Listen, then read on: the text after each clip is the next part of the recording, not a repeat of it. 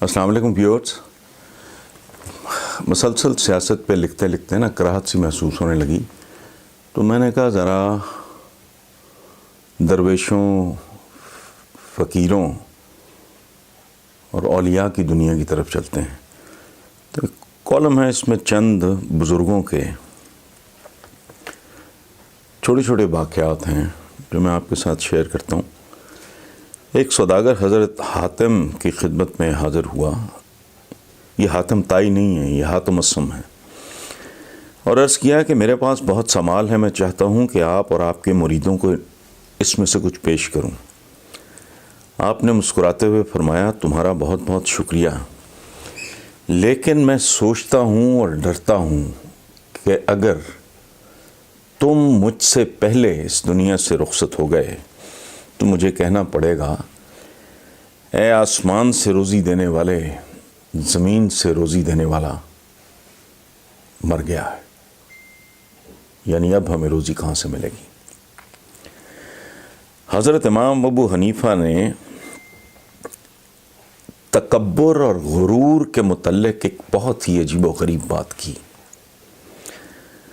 آپ نے فرمایا کہ دنیا میں جتنے بھی گناہ ہیں ان کی سزا میں تو دیر سویر ہو سکتی ہے، لیکن غرور اور تکبر ایک ایسا گناہ ہے جس کی سزا فوراً مل جاتی ہے، کیونکہ متکبر فوری طور پہ اللہ کی مخلوق کی نظروں سے گر جاتا ہے.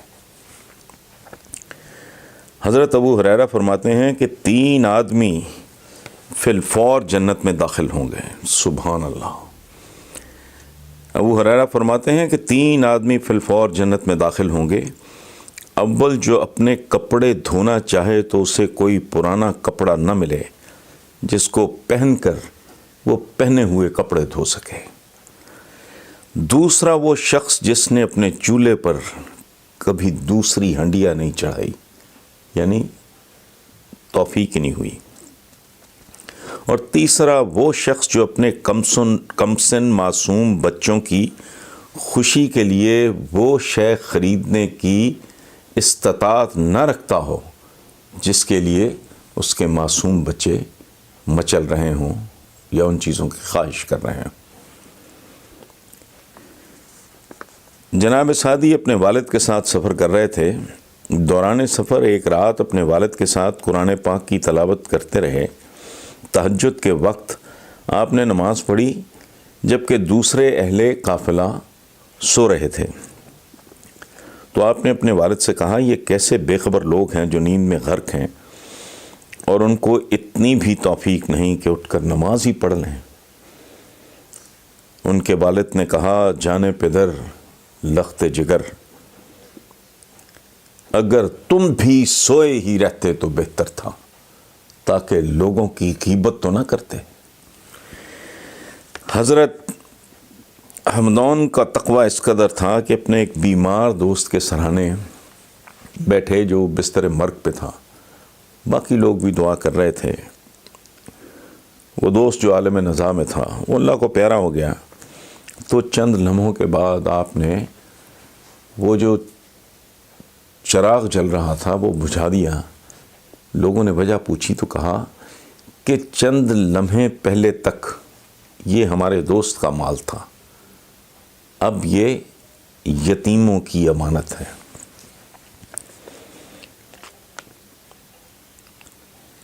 حضرت جنید کے پاس ایک شخص آیا اور اس نے کہا حضور یہ 1000 دینار میں آپ کے مریدین میں تقسیم کرنا چاہتا ہوں. آپ نے کہا کہ بھلے آدمی، کیا ان 1000 دیناروں کو علاوہ بھی تمہارے پاس کوئی مال ہے؟ اس نے اس بات میں سر ہلایا اور کہا جی حضور بالکل ہے.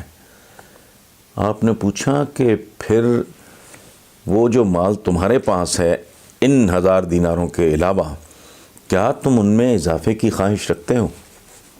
اس نے کہا جی بالکل رکھتا ہوں. آپ نے فرمایا پھر یہ 1000 دینار بھی تم ہی لے جاؤ، چونکہ تم ہی سب سے زیادہ ضرورت مند ہو. ربیع بن ہاشم نے اپنے گھر کے سین میں قبر بنا رکھی تھی اور اکثر اس میں لیٹ جایا کرتے تھے اور ایک جملہ بولا کرتے تھے کہ ایک پل کے لیے بھی میں موت کو بھول جاؤں تو روح سیاہ ہو جاؤں گا۔ شیخ ابو الحسن نے اپنے نئے غلام سے پوچھا تو کیا کھانا پسند کرے گا؟ بولا جو آپ کھلائیں۔ پھر پوچھا کیا پہننا پسند کرے گا؟ اس نے کہا حضور جو آپ پہنائیں۔ کہا کہاں رہنا پسند کرے گا؟ تو غلام بولا آپ آقا ہیں، جہاں رکھیں میں اس میں خوش ہوں۔ آپ کی آنکھوں میں آنسو آ گئے، اسے گلے لگایا اور کہا تیری جو حالت میرے ساتھ ہے کاش بالکل یہی حالت میری اپنے رب کے ساتھ ہو، یعنی اس کے ہر فیصلے کو خوشی سے قبول کر لینا۔ اور کہا اے غلام تو کس قدر مبارک ہے۔ حضرت وہاب اکثر کہا کرتے تھے کہ آؤ ہم اس گناہ سے توبہ کریں جس سے توبہ کرنا لوگوں نے چھوڑ دیا ہے۔ کسی نے پوچھا وہ کیا ہے تو بولے دنیا کی محبت۔ عنقریب لوگ دنیا کو اچھا جانیں گے اور یہاں تک کہ اس کے اور یعنی دنیا کے اور اہل دنیا کے شوق میں یا پرستش میں مبتلا ہو جائیں گے۔ مطلب کیا؟ سرتاپا دنیا دار ہو جائیں گے۔ کسی بھلے مانس نے میٹھا کھانا صرف اس لیے چھوڑ دیا کہ وہ اس کا شکر ادا نہیں کر سکتا۔ خواجہ حسن بصری کو علم ہوا تو اس آدمی کو پیغام بھیجا کہ اے بھلے آدمی ذرا غور کر، کیا تو ٹھنڈے پانی کے ایک گھونٹ کا شکر ادا کر سکتا ہے؟ حضرت عبداللہ درزیوں کا کام کرتے تھے۔ یہ میں غلط بول گیا ہوں، ہمارے ہاں چونکہ مستعمل ہے، لفظ عبداللہ نہیں ہے، عبد اللہ ہے، عبد اللہ، اللہ کا بندہ۔ وہ درزیوں کا کام کرتے تھے۔ ایک نوسر باز ان سے جب بھی کپڑے سلواتا تو کھوٹے سکے دے جاتا اجرت کے طور پہ، اور آپ چپ چاپ قبول کر لیتے ہیں۔ ایک بار ان کی غیر موجودگی میں ان کے ایک شاگرد نے کھوٹے سکے لینے سے انکار کر دیا اور کھرے سکے وصول کر لیے۔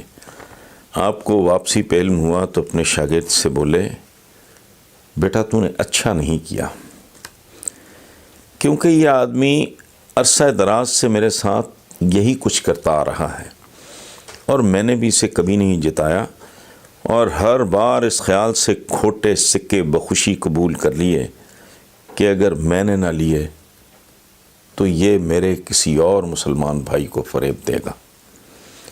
ابن سیرین نے ایک شخص سے پوچھا کیسے ہو؟ اس نے کہا مقروض ہوں اور کثیر العیال ہوں۔ آپ اسے گھر لے گئے، پیسے دیے اور کہا اس رقم میں سے آدھی رقم سے اپنا قرض اتارو، باقی پیسوں سے اپنے گھر والوں کا کہ نان نفقہ کا بندوبست کرو، اور اس کے بعد اپنے ساتھ یہ عہد کر لیا کہ آئندہ کبھی کسی کا حال نہیں پوچھوں گا، کیونکہ اگر میں اس کی مدد نہ کر سکا تو پھر میرا کیا حال ہوگا۔ یہ ہے اسلاف کی زندگی، یہ ہے پیروں فقیروں درویشوں اور اولیاؤں کی زندگی، اور ایک وہ زندگی ہے جو ہم گزار رہے ہیں۔ بہت مہربانی۔